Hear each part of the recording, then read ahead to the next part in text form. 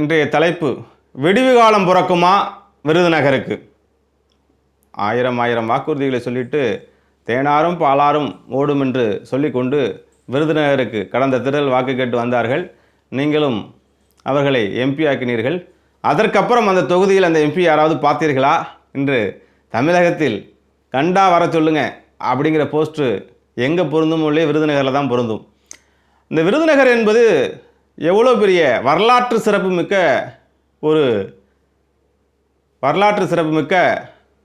ஒரு தொகுதி என்று பார்த்தால், விருதுநகர் என்று எடுத்துக்கொண்டால் வியாபார நகரம். எப்படி சென்னை பட்டினம், நாகப்பட்டினம் அப்படின்றோ அது மாதிரி வியாபார நகரம். பிரிட்டிஷ் ஆங்கில காலத்தில் வியாபார நகரமாக இன்றளவும் அந்த விருதுநகர் முழுவதும் எண்ணெய்க்கு, பருப்பு வகைகளுக்கு மற்றும் அதை சுற்றி இருக்கின்ற விருதுநகரில் வரக்கூடிய தொகுதிகளான சிவகாசி, சாத்தூர், அருப்புக்கோட்டை, திருமங்கலம், திருப்பரங்குன்றம், விருதுநகர் எல்லாத்தையும் பார்க்கும்போது பட்டாசு தொழிற்சாலைகள் அதிகமாக இருக்கிறது, தீப்பெட்டி தொழிற்சாலைகள் அதிகமாக இருக்கக்கூடியது. இன்றைக்கி தமிழ்நாட்டில் காலண்டர் அதிக்கிறது நம்பர் 1 இருக்கிறது அங்கே தான். அதுக்கப்புறம் பார்த்தீர்கள் என்றால் மெட்ராஸில் ஓடிட்டு சினிமாவுக்கு எல்லாத்துக்கும் போஸ்ட் அடிக்கணும், நம்பர் 1 சிவகாசியில் என்ன இருக்குது அப்படின்னு கேட்டு தான் அடிப்பாங்க. அந்த அளவுக்கு தமிழகம் மட்டுமல்ல, இந்தியா முழுவதும் ஒரு செல்வாக்கு மிக்க ஒரு தொகுதி தான் விருதுநகர் தொகுதி. அந்த விருதுநகர் தொகுதி ஏன் இந்தியா முழுவதும் பேசப்பட்ட ஒரு தொகுதி என்றால், கர்மவீர காமராஜர் 1967 அந்த தொகுதியில் தோற்றார். சாதாரண ஒரு தொண்டனிடம், சீனிவாசன் என்று நினைக்கின்றேன், அவரிடம் தோற்றார். அப்படி தோற்கும்போது காங்கிரஸ்காரெல்லாம் கதறி எழுது, இந்த தொகுதி மக்கள் நம்மளை கைவிட்டுட்டாங்களே, சீனிவாசன் நம்மளை ஒரு சாதாரண தொண்டன் தோற்கடிச்சிட்டேங்கும் போது காமராஜர், இல்லைப்பா சாதாரண மனிதனும் வர வேண்டும் என்று ஆசைப்பட்டு தான் இந்த தொகுதிக்கு நான் உழைத்தேன் என்று காமராஜர் உழைத்து என்று 1967 அங்கே அந்த தொகுதி தோற்றதோ, என்றைக்கு அந்த தொகுதி படுத்ததோ, என்றைக்கு அந்த தொகுதியை தூங்க ஆரம்பித்ததோ, அந்த தொகுதி மக்கள்லாம் காமராஜருக்கு ஓட்டு போடாமல் என்று தூங்க வைத்தார்களோ, காமராஜரை தவற விட்டார்களோ, அதிலிருந்து இதில் வரலும் ஒரு துளி வளர்ச்சியடையும் காமராஜருக்கு வரும் வளர்ச்சி அடையவில்லை என்பதுதான் உண்மை. அந்த உலகத்துக்கெல்லாம், தமிழகத்துக்கெல்லாம் கல்வி கண் திறந்த காமராஜர் வாழ்ந்த அந்த விருதுநகர் தொகுதியில் இன்றளவும் ஒரு அரசு கல்லூரி இல்லை, கல்வி கவர்மெண்ட் காலேஜ் இல்லை, எல்லாம் பிரைவேட் காலேஜ் தான் சுற்றிக்கிட்டு இருக்கு. புரிந்து கொள்ளுங்கள் நண்பர்களே. அதாவது ஈயம் ஓட்ட உடச பித்தல் அப்படின்னு சொல்லிட்டு வாழ்க்கையில் சினிமாவில் இருந்தும் அரசியலில் இருந்தும் பல காலங்கள் ஒதுங்கிவிட்டு எல்லா சுகங்களையும் அனுபவிச்சு விட்டு இப்போ ஏதோ பொழுதுபோக்குக்காக, ஃபெமிசிட்டுக்காக, ஏதோ ஒரு சூழ்நிலைக்காக விருதுநகரில் நிற்கிறவர்கள் உங்களுக்கு எந்த விதமான வளர்ச்சியும் கொடுக்க மாட்டார்கள். இளைஞரை ஆதரியுங்கள், காமராஜர் போன்ற சிந்தனை பெற்றவரை ஆதரியுங்கள். இன்னைக்கு எனக்கு ஒரு பேங்க் மேனேஜர் ஃப்ரெண்டு ஒருத்தர் இருந்தார். சார், சிவகாசி வாங்கிட்டு போனால் சிவகாசிக்கு வாங்கிட்டு போகணும் சார். சிவகாசியில் உள்ளவங்களாம் அப்படியே லைப்ரரி அப்படி மெயின்டைன் பண்ணுவாங்க சார். அப்படியே பேங்க் லோன் வாங்குவாங்க, ஒரு ஃபேக்ட்ரியை க்ரியேட் பண்ணுவாங்க, அப்படியே அருமையாக பேங்க்கை அந்த லோனெல்லாம் அருமையாக எடுப்பாங்க சார். அதாவது எந்த விதமான மேனேஜருக்கும் எந்த விதமான தொந்தரவும் இல்லை சார் அப்படின்னு சொன்னது எப்போ? 10 வருடத்திற்கு முன்னாடி. இது ஒரு பேங்க் மேனேஜர் சொல்லிட்டு, சார் ஆசைப்பட்டால் சிவகாசியில் போய் இருக்கணும் சார், அவ்வளோ நேர்மையான மக்கள் சார், உழைப்பாளிகள் சார், பணப்புழக்கம் அவ்வளோ அருமையாக புழங்கிட்டு இருக்க ஒரு ஒரு பகுதி சார் சிவகாசி, சாத்தூர் பகுதியெல்லாம் அப்படின்னாரு. இப்போ அந்த பேங்க் மேனேஜர் என்னன்னு கேட்குறேன், எல்லாம் தலையில் துண்டை போட்டு உட்காந்துருக்காங்க சார். இந்த ஜிஎஸ்டி வந்ததுக்கப்புறம் எல்லா ஃபேக்ட்ரியும் மூடியாச்சு சார், எல்லோரும் வெளியூருக்கு வேலைக்கு போயிட்டுருக்காங்க சார். இந்த ஜிஎஸ்டினால் நாங்கள் அடைஞ்ச இந்த தமிழ்நாட்டில் ஜிஎஸ்டினால் பெரிதாக பாதிக்கப்பட்டு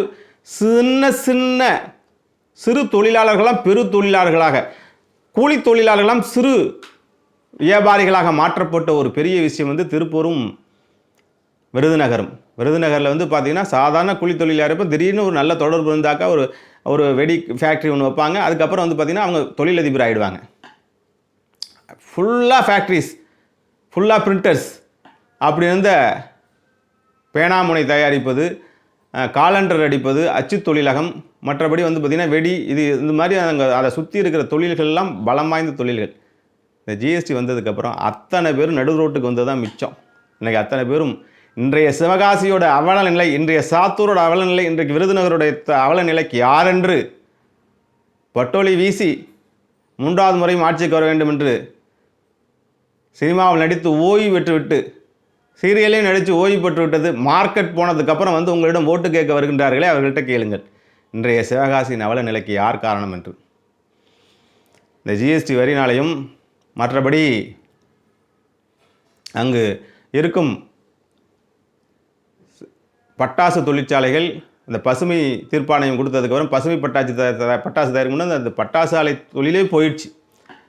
அதற்கப்புறம் இன்று சிறு குறு தொழில்கள் எப்படி என்பது விருதுநகர் தொகுதியில் எந்த தொகுதியினால், எந்த வியாபாரத்தினால், எந்த தொழிலினால் விருதுநகர் வீறு கொண்டு எழுந்ததோ அது இன்று படுத்து விட்டது. ஆகவே நீங்கள் 1000 கனவுகளை சுமந்து கொண்டு காமராஜரை சுவாசித்து கொண்டு காமராஜர் போன்றே வாழ்ந்து மறைந்த விஜயகாந்தனுடைய வாரிசு தன்னுடைய சொந்த தாத்தா வாழ்ந்த தன்னுடைய பூர்வீக இடத்துல வந்து அவங்க சின்ன வயசுலேருந்து அவங்க தாத்தா அந்த தொகுதியை பற்றி அந்த கஷ்ட நஷ்டங்கள்லாம் பார்த்து அந்த விருதுநகர் வீதிகளிலேயும் மதுரை வீதிகளிலேயும் உலா வந்த விஜயபிரபாகரன் சின்ன குழந்தைகளாக உலா வந்த இடம் தன் தந்தை விஜயகாந்த் தன்னுடைய அருப்புக்கோட்டை தன்னுடைய அந்த மதுரை மாவட்டத்தை பற்றி அற்புதமாக எடுத்து சொன்ன அற்புதமான ஒரு தொகுதியில் இன்று இளம் ரத்தம் அதாவது வந்து மார்க்கெட் போனதுக்கப்புறம் வரல, படிப்பு முடிச்சுட்டு ஃப்ரெஷ்ஷாக பிஆர் முடிச்சுட்டு இளைஞர்களுடைய கனவுகளை எப்படி நான் பார்லிமெண்ட்டில் ஒதுக்கி செய்வேன், இப்பொழுது முக்கியமான பிரச்சனையாக இருக்கக்கூடிய அனைத்து பிரச்சனைகளையும் பார்லிமெண்ட்டில் பேசி உங்களுக்காக எல்லா வசதி வாய்ப்புகளையும் செய்து கொடுத்து மீண்டும் காமராஜர் வந்தால் எப்படி இருக்குமோ, இடையில் 67லேருந்து இத்தனை வருஷம் தவறவிட்ட ஒரு வாய்ப்பை மீண்டும் செயல்படுத்த காமராஜரின் கனவை நிறைவேற்ற, முத்துராமலிங்க தேவரின் கனவை நிறைவேற்ற, விஜயகாந்தின் கனவை நிறைவேற்ற ஒரு இளைஞன் உங்களை நோக்கி வந்து கொண்டிருக்கின்றார். ஆர்ப்பரித்து பெருவாரியான வாக்கு வித்தியாசத்தில் அவரை வெற்றி பெற செய்ய வேண்டும். இன்றைக்கு விருதுநகரில் உள்ள அனைத்து பிரச்சனைகளையும் அரசு கல்லூரி வர வேண்டும். அந்த தொழிற்சாலைகள் தொழிலாளர்களோட பிரச்சனை, இப்போ உள்ளூர்லேருந்து எல்லாரும் வெளியூரில் வேலைக்கு போயிட்டு இருக்க சூழ்நிலைகள், இதை தாண்டி கந்துவட்டி பிரச்சனை, ஃபினான்ஸ் பிரச்சனை, பேங்காரெல்லாம் கண்ணை மூடிட்டு லோன் கொடுத்துட்டு தான் அப்படியே பணப்புழக்கம். தமிழ்நாட்டிலே பணம் நாசிக்கில் பணம் பிரிண்ட் ஆகுது. இங்கே சிவகாசியிலையும் சாத்தூரில் விருதுநகர் தொழிலும் பணப்புழக்கம், வியாபாரிகளிடம் பணப்புழக்கம். அப்படியாப்பட்ட வியாபார நகரம் இன்று கடன்கார நகரமாக போய் நிற்கின்றது. அந்த விருதுநகரை மீண்டெழச் செய்ய, அந்த விருதுநகரை புத்துணர்வு பெறச் செய்ய, அந்த விருதுநகர் இளைஞர்களுக்குள்ள எல்லா பிரச்சனையும் இந்த தாமிரபரணி கூட்டுறவு குடிநீர் திட்டம்னு சொல்லித்திட்டு அந்த திட்டத்தை கொண்டு வரவே இல்லை. நீங்கள் கேளுங்கள், இப்பொழுது எம்பியாக இருக்கும் அந்த தொகுதி எம்பியிடம் கேளுங்கள், உரைத்து கேளுங்கள். இத்தனை ஆண்டுகள் நீங்கள் 10 ஆண்டுகள் காலம் நீங்கள் எம்பியாக இருந்தீர்களே, 2 முறை உங்களுக்கு வாய்ப்பு கொடுத்தமே, எங்கள் பிரச்சனையெல்லாம் தீர்ந்து விட்டதா? திருப்பி வாக்கு கொடுக்க வந்திருக்கிறீர்கள் என்று கேளுங்கள்.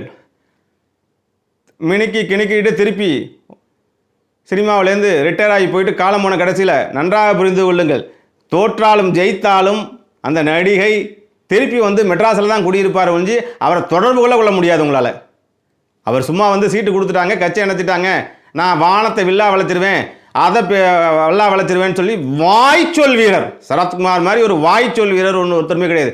கலைஞரிடம் அப்படியாப்பட்ட ஒரு நம்பிக்கையை பெற்று, கலைஞரிடம் அப்படியாப்பட்ட ஒரு இது போட்டு, ஒரு சமயத்தில் திருச்சி மாநாடு நினைக்கிற கலைஞருடைய பெரும் மாநாட்டில் முதல் நாள் நான் மரணம் அடைந்தா அப்படியே உணர்ச்சி பொங்க பேசிவிட்டு, இந்த உணர்ச்சி பொங்க பேசுகிறவங்களாம் அப்படி தான் உணர்ச்சி பொங்க பேசி, நான் இறந்தால் என்னுடைய பிணத்தின் திமுக கொடி தான் பறக்க வேண்டும் என்று பேசிய சரத்குமார் அந்த பேசின அடுத்த நாளே போய் அந்த மாநாடு முடிஞ்சு அடுத்த நாளே போய் ஏடிஎம்கேல சேர்ந்தார் நினைக்கிறேன். இப்போ அவர் இறந்தால் எத்தனை கோடி அது மேலே போத்ததில் ஒரு 25 கோடி தமிழ்நாட்டில் இருக்குது. 25 கோடி இன்னும் ஆரம்பிக்காத கட்சி எது இருந்துச்சுன்னா அந்த கட்சியில் மட்டும் தான் அவர் இல்லை. 10 கட்சி மாறி இருக்கிற சொந்த கட்சி ஆரம்பித்த சரத்குமார் அவர்கள் உங்களுக்கு வாக்குறுதி சொல்ல வருவார். அவருடைய வாக்குறுதிகள்லாம் எடுத்து பாருங்கள், 1008 வாக்குறுதிகள். ஆகவே இளைஞர் சொல்லுவதை நம்புங்கள். ஏமாற்றம் என்பதே என்ன என்று சொல்லுங்க. கர்ண வள்ளலாக வாரி வாரி கொடுத்து எடுப்பது என்ன என்று சொல்லாத ஒரு இளைஞரை இன்னைக்கு நீங்கள் ஒரு இளம் ரத்தத்தை புத்துணர்வு பெற்று வந்திருக்கின்ற தேமுதிகவின் விஜயபிரபாகரை தேர்ந்தெடுத்தீர்கள் என்றால், விருதுநகரில் உள்ள அனைத்து பிரச்சனைகளையும் 5 ஆண்டுகள் உங்களின் குரலாக, மக்களின் குரலாக, நண்பனின் குரலாக எந்த நேரம் வேணாலும் கதவு தட்டலாம்.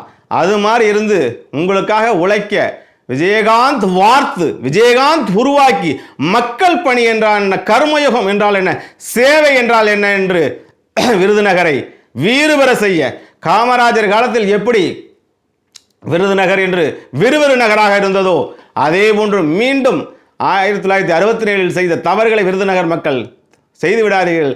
ஏற்கனவே கர்ம வீரரை, கல்வி கறந்த கர்ம வீரரை தவற விட்டு விட்டீர்கள். இந்த தேர்தலிலாவது ஒரு இளம் ரத்தத்தை சொல்ல செய்கிறவர்களை, வார்த்தை மாறாத, உங்களுக்கு என்னென்ன வாக்குறுதிகள் கொடுக்கப்பட்டதோ அந்த விருதுநகர் 6 தொகுதியிலும் இருக்கக்கூடிய அனைத்து பிரச்சனைகளும் தீர்க்கக்கூடிய 5 ஆண்டு காலம் இருக்கு. 5 ஆண்டு காலத்தில் அத்தனை விஷயங்களையும் தீர்க்கக்கூடிய ஒரு இளைஞரை தேர்விடுங்கள், இள ரத்தத்தை தேர்விடுங்கள். ஆகவே எலெக்ஷன் முடிஞ்சதுக்கப்புறம் அவங்கவுங்க சொந்த தொகுதியில் போய் உட்காந்துட்டு அவங்கவுங்க சொந்த ஊரில் ராதிகா அம்மாவை நீங்கள் எலெக்ஷன் முடிஞ்சதுக்கும் தொடர்புடவே முடியாது. தோத்தாலும் ஜெயித்தாலும் போய் அவங்க கண்டிப்பாக தோல்வி தான் தழுவ போகிறாங்க. அவங்க சீரியலில் போயிட்டு மறுபடியும் சித்தி, அப்புறம் பெரியம்மா பெரியப்பான்னு ஏதோ ஒரு சீரியல் போயிடுவாங்க. அதுக்கப்புறம் டிவியில் மட்டும்தான் பார்க்க முடியும். அதற்கப்புறம் இப்பொழுதைய சிட்டிங் எம்பி இப்போ மறுபடியும் ஜெயிக்க வைத்தீர்கள் என்றால் மறுபடியும் போய் டெல்லியில் உட்காந்துக்கிட்டு நான் தேசிய தலைவரின் நண்பர் அப்படின்னு சொல்லிட்டு அங்கே தான் உட்காந்து மக்களோடு மக்களாக்க, மக்களுக்காக, கரங்கோற்று இளைஞர்களுக்காக உங்களோடு வரக்கூடிய ஒரு அற்புதமான வேட்பாளர் தான் விஜய பிரபாகரன். தொகுதியை பற்றி நல்லா அனலைஸ் பண்ணி வச்சுருக்கார். தொகுதியில் இருக்கிற எல்லா பிரச்சனையும் டேட்டா பேஸ் பண்ணி வச்சுருக்கு. பயங்கர பிரில்லியண்ட்டான பையன், பயங்கர திறமையான பையன். நீங்கள் சொல்கிற எல்லா லாங்குவேஜும் இப்போ ஒரு ஃபேஷனாக போயிடுச்சு. ஹிந்தி பேசி பிரச்சாரம் பண்ணுறதுன்னு ஹிந்தி, இங்கிலீஷ், தமிழ் எல்லாத்தையும் அடித்து பட்டையை கிளப்பி, உங்களுக்கு தெரியும் விஜயகாந்தோடைய ரத்தம் எவ்வளவு வீரியம் என்று உங்களுடைய குரலாக, உங்களுடைய பார்லிமெண்ட்டின் குரலாக பார்லிமெண்ட்டில் ஒழித்து விருதுநகரை தமிழகத்திலேயே நம்பர் 1 பார்லிமெண்ட் தொகுதியாக கொண்டு வருவதற்கான அத்தனை சக்தியையும் தேமுக தொண்டர்களும் விஜயபிரபாகரனும் செய்வார்கள் என்பதை இன்றைய செய்தியாக சொல்லிக்கொண்டு உங்களுடைய முத்தான ஓட்டுகளை விஜயபிரபாகரனுக்கு சேர்த்து ஒரு இளைஞரை வெற்றி பெற செய்யுங்கள். ஒரு கர்மவீர காமராஜரின் கனவு கொண்ட ரத்தத்தின் ரத்தமாக விளங்கி கொண்டிருக்கின்ற விஜயபிரபாகரனை வெற்றி சொல்லுங்கள். விஜயகாந்தோடைய ரோல் மாடல் பிரேமலதாவுடைய மிகப்பெரும் மதிக்கக்கூடிய பசுமன் முத்துராமலிங்க தேவரின் கனவுகளை நிறைவேற்றக்கூடிய அற்புதமான வேட்பாளர் உயர்திரு விஜயபிரபாகரனை தேர்வு செய்யுங்கள் என்பதை இன்றைய செய்தியாக சொல்லிக்கொண்டு உங்களிலிருந்து விரைபடுகிறேன் நண்பர்களே. வாழ்த்துக்கள். தொடர்ந்து நல்லவர்கள் லட்சியம் வெல்வது லட்சியம் போன்ற அற்புதமான விஷயங்களை பேசுவோம். இந்த வீடியோ உங்களுக்கு பிடித்திருந்தால் உங்கள் நண்பர்களுக்கு ஷேர் பண்ணுங்கள், லைக் பண்ணுங்கள், சப்ஸ்கிரைப் பண்ணுங்கள். தொடர்ந்து நல்லவர்களுடைய லட்சியம் வெல்வதற்காக அமிர்தகரம் கரகோக்கும் என்பதை சொல்லிக்கொண்டு உங்களிடம் விடைபெறுகிறேன். நன்றி, வாழ்த்துக்கள், மகிழ்ச்சி.